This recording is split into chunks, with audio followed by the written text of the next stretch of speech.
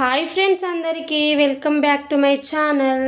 So ఈరోజు recipe వచ్చేసి అయితే చేపల పులుసు. ఈ చేపలు అయితే కొనుక్కరాలేదండి, మా ఊరు చెరువులోనే పట్టారు. సో ఫస్ట్ ఆఫ్ ఆల్ అయితే ప్రాసెస్లోకి వెళ్ళిపోదాం. స్టవ్ పైన కడాయి పెట్టుకొని అందులోకి అయితే ఒక 4-5 టేబుల్ స్పూన్స్ వరకు అయితే ఆయిల్ వేసుకొని, ఆయిల్ మంచిగా వేడైనాక సన్నగా కట్ చేసి పెట్టుకున్న ఆనియన్స్ అనేవి అయితే వేసుకోవాలి. ఫ్లేవర్ కోసం అయితే నేను ఇందులో కరివేపాకు అనేది అయితే యాడ్ చేస్తున్నాను. కొందరు చేపల కూరలో ఏంటంటే కరివేపాకు అయితే వేయరు. కరివేపాకు అనేది అయితే పోపులో వేస్తే ఫ్లేవర్ అనేది చాలా బాగుంటుంది. ఇందులోకి జీలకర్ర, మెంతులు, ఒక 2 లవంగాలు అనేవి అయితే యాడ్ చేశాను. అలాగే నీట్గా వాష్ చేసి పెట్టుకున్న చేపలను కూడా వేసేసుకుంటున్నాను.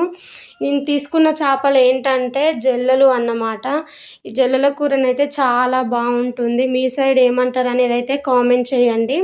సో ఈ విధంగా చేపలన్నీ వేసాకనైతే గరిటెతోని కలపకూడదు. అట్లా కలుపుకుంటేనైతే చేపలు అనేవి విరిగిపోతాయి. కాబట్టి ఒక క్లాత్ తీసుకొని ఇట్లా 2-3 టైమ్స్ ఈ విధంగా అంటే సరిపోతుంది. సో ఇక్కడ కారం, ఉప్పు అనేది అయితే నేను చింతపులుసులోనే కారం, ఉప్పు, అల్లం, పసుపు అనేది అయితే ఆ పులుసులోనే కలిపి ఈ కర్రీలో వేస్తున్నాను అన్నమాట.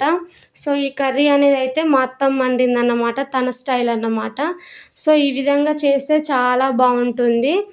సో దీనిపైన మూత పెట్టుకొని అయితే ఒక 10 మినిట్స్ పాటు ఉడికించుకుంటే చూడండి మనకి చేపల కూర అనేది ఉడకడం అనేది అయితే స్టార్ట్ అవుతుంది. మీరు చేపలు ఉడికాయా లేదా అనేది కూడా చెక్ చేసుకోండి. ఇక్కడనైతే చేపలు అనేవి అయితే నాకు ఆల్మోస్ట్ ఉడికిపోయాయి.